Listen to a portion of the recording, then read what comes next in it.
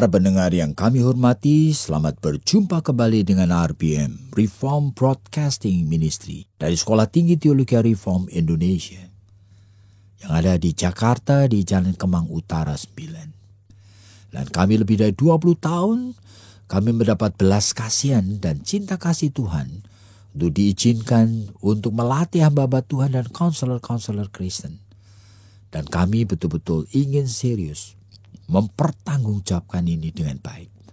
Oleh sebab itu, jikalau Anda merasa terbeban menjadi hamba Tuhan, menjadi teolog barangkali, bahkan menjadi konselor Kristen yang profesional, meskipun ini program yang sulit sekali, tetapi silakan saudara coba, supaya kita bersama-sama bisa mengerjakan pekerjaan Tuhan yang sampai hari ini masih belum digarap dengan sebaik-baiknya. Kami ada ujian masuk pada bulan Juli dan juga pada bulan Januari. Kiranya Tuhan hubungin kami. Dan kiranya saudara hubungin kami dengan nomor telepon 799-0357. 799-0357. Dan kali ini kita masih ada di dalam topik yang sama, yaitu pertanyaan yang sering kali muncul dalam hidup orang percaya. Apakah Anda mempunyai pertanyaan? Dan itu kalau mempunyai pertanyaan, itu tanda daripada kehidupan yang sehat. Wajar. Tetapi kita waspada. Jangan kita bertanya oleh karena keinginan, sebetulnya itu hanya melampiaskan hal-hal yang ada di dalam pikiran dan hati kita. Sehingga banyak orang bertanya, bahkan tujuannya itu sinis. Tujuannya seperti mau mencari kesalahan, bahkan ingin menyalahkan Tuhan. Tetapi orang bertanya dengan pertanyaan yang baik, itu adalah pertanyaan oleh karena kerinduan yang memang dianugerahkan Roh Kudus untuk mencari dan menemukan kebenaran yang lebih besar yang Tuhan sediakan baginya. Nah, sehingga pertanyaan kali ini yang kita akan bicarakan adalah pertanyaan yang juga cenderung klasik, saudara. Yaitu oleh karena banyak sekali orang Kristen yang bertanya ini, bagaimana aku tahu Tuhan apa yang Engkau kehendaki? Bagaimana kau tahu apa yang kau kehendaki? Ya, seringkali muncul pada saat orang berpacaran pun, bagaimana aku tahu bahwa dia yang kau kehendaki menjadi jodohku? Bahkan pada saat saudara-saudara nanti punya anak mau sekolah misalnya, menghadapi anak-anak itu yang bingung oleh karena mengalami rule confusion, kebingungan. Mau sekolah apa dia tidak tahu. Dan seringkali kita muncul, bagaimana aku tahu yang engkau kehendaki Tuhan? Aku akan sekolah apa? Aku akan masuk di dalam bisnis atau di dalam law atau di dalam kedokteran barangkali, atau computer science barangkali, atau language atau apa, atau music. Sebetulnya bagaimana aku tahu yang kau kehendaki? Dan ini suatu masalah yang klasik, saudara. Oleh karena apa? Oleh karena Tuhan, pihak yang lain mengatakan di dalam Efesus pasal yang kelima, hendaklah engkau tahu kehendak Tuhan. Di tengah kehidupan di mana waktu ini adalah jahat. Oleh karena waktu selalu menghadirkan hal-hal yang bisa membuat kita berdosa. Jadi di tengah waktu yang jahat ini, kita harus tahu kehendak Tuhan. Tapi bagaimana kita tahu kehendak Tuhan? Apakah kehendak Tuhan itu selalu tanda petik yang ada kaitannya dengan rohani? Sehingga ada seorang businessman yang cukup sukses tetapi kemudian merasa terbeban untuk menjadi hamba Tuhan. Nah, dia dengan cepat saja meninggalkan akan bisnisnya dan ingin sekali melayani Tuhan, sekolah di sekolah teologi. Apakah dengan sendirinya kita tahu itu sesuai dengan kehendak Tuhan? Belum tentu, saudara. Oleh karena apa? Oleh karena waktu ini jahat. Sehingga kita perlu waspada. Apa sebetulnya yang sedang terjadi? Harus dia juga tahu akan siapa diriku ini. Dan dia juga harus tahu. Kalau tahu dirinya sendiri, tahu sebenarnya apakah diriku itu memang mempunyai talenta dan gift untuk menjadi seorang gembala. Kalau dia adalah orang yang tidak mempunyai talenta itu, bahkan dia mempunyai kemampuan berpikir dan kemampuan untuk menjelaskan akan kebenaran firman Tuhan, itu sudah dia lakukan selama lebih dari 10 tahun, ternyata tidak terbukti. Oleh karena orang-orang yang dilayani itu ngantuk, orang-orang dilayani tidak tertarik dengan penjelasannya, itu warning, suatu yang seharusnya kita waspadai. Jadi apakah ini kehendak Tuhan? Bagaimana aku tahu? Jadi masalah ini merupakan masalah yang cukup kompleks. Apalagi di tengah realita kehidupan sekarang, barangkali 90% dari anak-anak remaja lahir dibesarkan dalam keluarga yang tidak cukup membekali untuk memiliki jati diri. Selalu ada fixation, ada kemacetan, ada hal-hal yang stagnan, ada hal-hal yang belum terpenuhi di dalam perkembangan jiwanya. Ya, akibatnya sebagian besar dari anak remaja memasuki masa adolesen sebetulnya dengan kebingungan peran. Dia sendiri tidak punya jati diri yang jelas.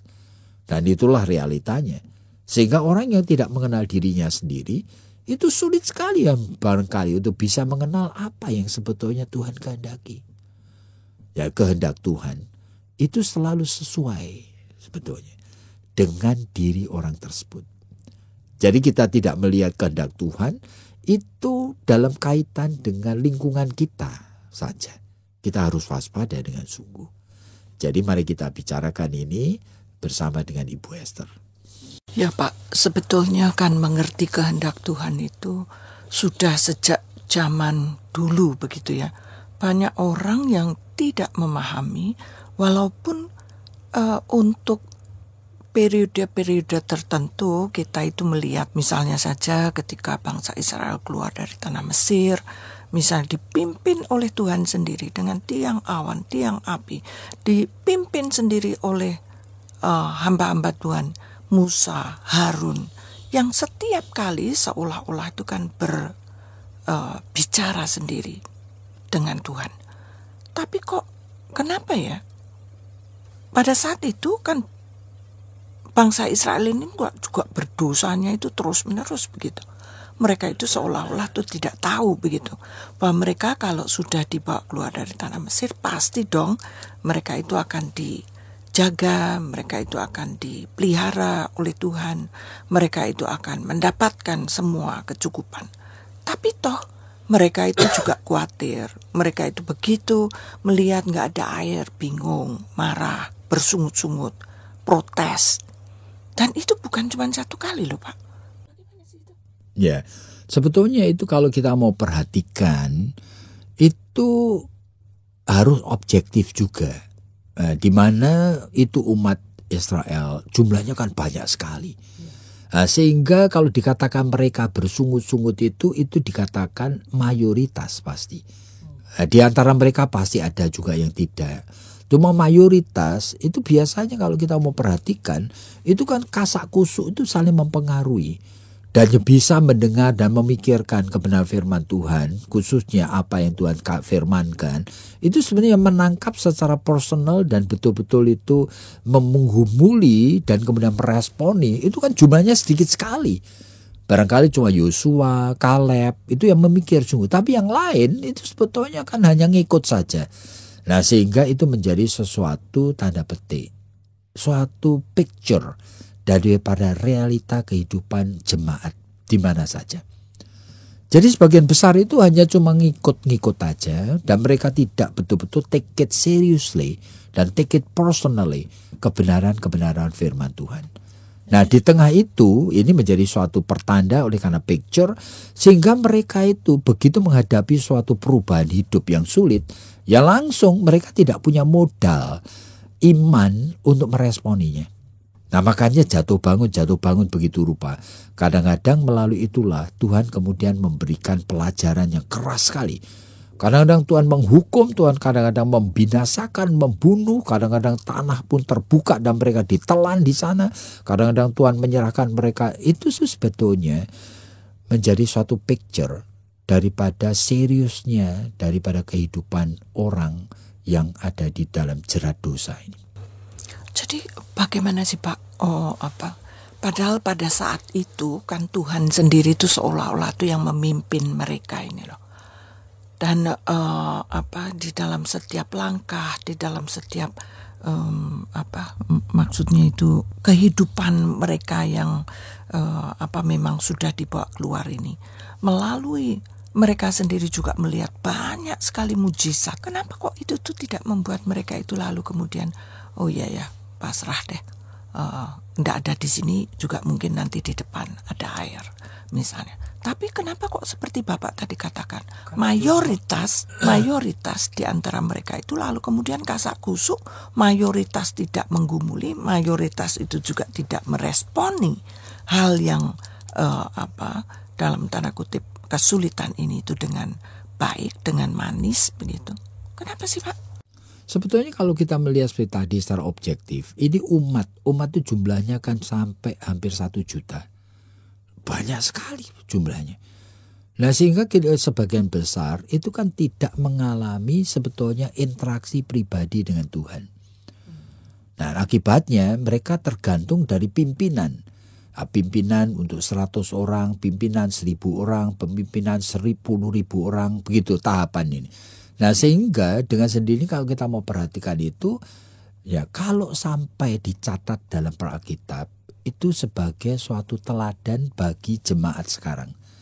Sebetulnya kita perlu waspada gitu. Realita hidup ini seperti ini loh. Jadi jangan kita cuma melihatnya itu seperti seolah-olah orang Israel sudah melihat tanda begitu banyak kok tidak. Oleh karena apa?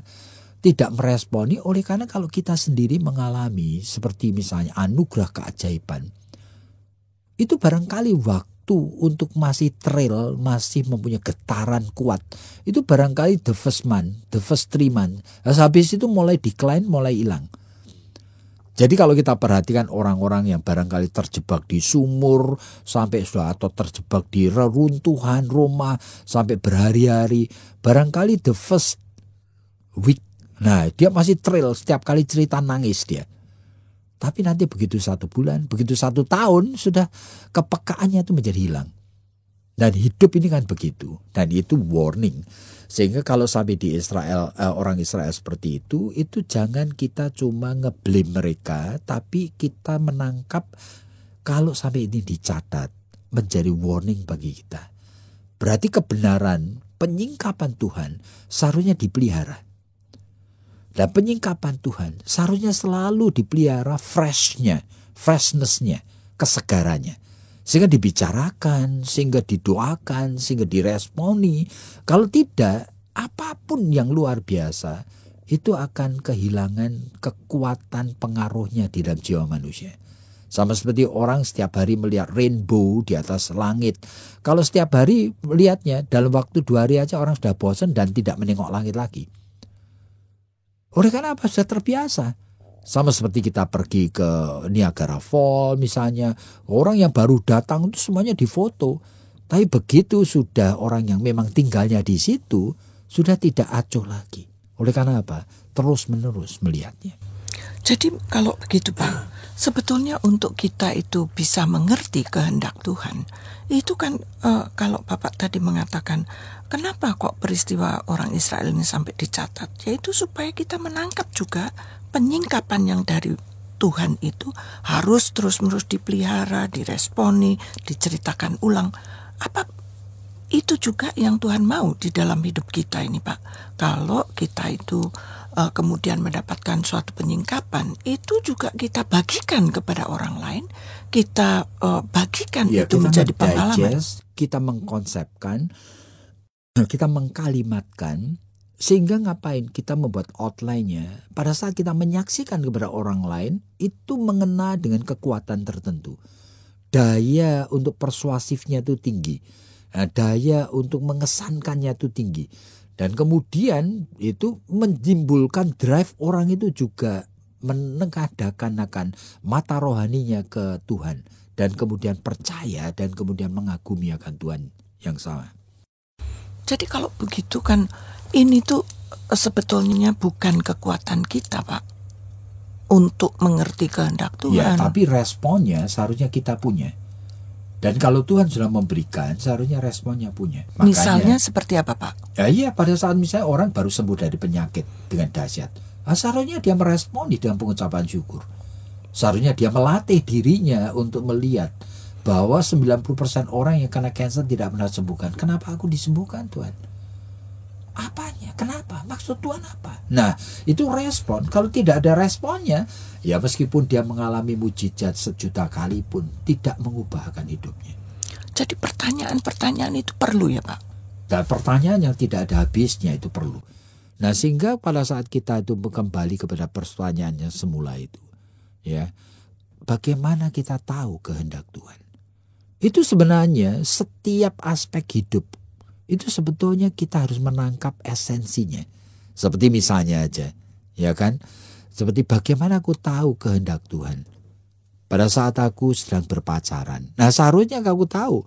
Oleh karena apa? Oleh karena perlu sekali bekal dari kedua orang tua yang memberikan kepada anaknya yang sedang berpacaran, barangkali pada saat dia itu usianya 17, 18 tahun atau 20 tahun. Nah, dia seharusnya punya bekal. Bekalnya apa? Ya, dia sadar seharusnya dia bergaul itu dengan cukup fair kepada setiap pemuda yang sesama seiman dengan dia. Barangkali ada 3 atau 4, fair aja. Jadi jangan cuma bergaul dengan pemuda yang dia sukai, yang dia itu merasa naksir, yang dia merasa sudah mulai jatuh cinta. Seharusnya fair. Oleh karena apa? Saya tahu, saya tidak tahu. Saya tahu bahwa saya tidak tahu. Itu artinya yang paling tahu siapa pemuda yang bakal, yang terbaik, yang paling cocok itu hanya Tuhan. Yang paling tahu Tuhan. Oleh sebab itu, meskipun aku seleranya tidak tertarik dengan pemuda yang namanya A, aku juga rela bergaul dengan dia. Nah, melalui pergaulan yang fair, di mana pertanggungjawaban kita dan kedewasaan itu terus diasah, Tuhan mulai menyingkapkan kehendaknya. Barangkali nanti mulai nampak. Dari yang tadinya tidak ada hal yang positif, kita mulai tertarik dan kita punya reason sebetulnya itu menyukai orang tersebut. Nah, itu kehendak Tuhan baru tersingkap. Jadi tersingkap melalui apa? Tersingkap melalui proses pertanggungjawaban orang yang mulai dewasa. Nah, nanti pada saat sudah betul-betul pacaran, bagaimana aku tahu kalau dia itu adalah orang yang Tuhan kehendaki? Ya, kita memelihara kesucian dan kita berdialog. Kita mengenal dia secara pribadi. Sehingga jangan sampai kita itu memasukkan unsur dosa di dalam relasi saya dengan pacar saya ini. Begitu memasukkan unsur dosa, misalnya perzinahan, itu langsung mata rohani kita tidak lagi bisa menangkap kehendak Tuhan. Tapi kalau kita bergaul dengan fair dengan dia, membangun dialog dengan dia, mulai mengenal dia secara personal. Nah, kita tidak terjebak di dalam romantisisme hidup ini saja. Nah, kita kalau ada ketemu, meskipun kita juga boleh melakukan berbagai macam aktivitas, tapi kita pada saat bertemu itu berbicara dua orang dewasa dengan objektif dan terbuka. Nah, melalui tahapan itulah Tuhan mulai menyingkapkan kehendaknya. Dan kalau Tuhan menyingkapkan, sehingga kita makin mengenal orang ini, ternyata ada banyak kelemahan yang kita tidak mampu nanti bisa hadapi. Kita harus berani mundur. Itu berarti kehendak Tuhan mulai disingkapkan kepada kita. Jadi bagaimana sebenarnya kita mengenal kehendak Tuhan? Setiap aspek ini itu mempunyai suatu variabel-variabel yang berbeda. Nah, termasuk pekerjaan. Bagaimana saya tahu kalau pekerjaan ini yang Tuhan kehendaki? Yang pertama tentu saja ya sesuai dengan kehendak Tuhan. Itu artinya apa? Tuhan tidak memberikan pekerjaan yang tidak sesuai dengan talenta kita. Jadi kalau kita talentanya di sana, itu artinya bakat dan potensi kita itu kemudian bisa di-exercise untuk grow. Dan kalau itu grow, kita berarti bisa memakai itu untuk mengembangkan hal-hal yang baik. Jadi kalau Tuhan menghendaki kita, itu dengan sendirinya selalu sesuai dengan prinsip-prinsip kebenaran daripada Alkitab ini. Jadi para pendengar yang kami hormati, setelah Anda mendengar akan hal ini, berbagai pertanyaan yang kita itu sudah coba bahas, saya harap saudara memahami, saudara dan saya boleh bertanya. Dan pertanyaan itu merupakan hal yang wajar dan natural dan boleh. Dan itu seharusnya lahir dari motivasi yang diperkenan oleh Tuhan. Dan kiranya Tuhan memberkati Anda semua. Sampai jumpa.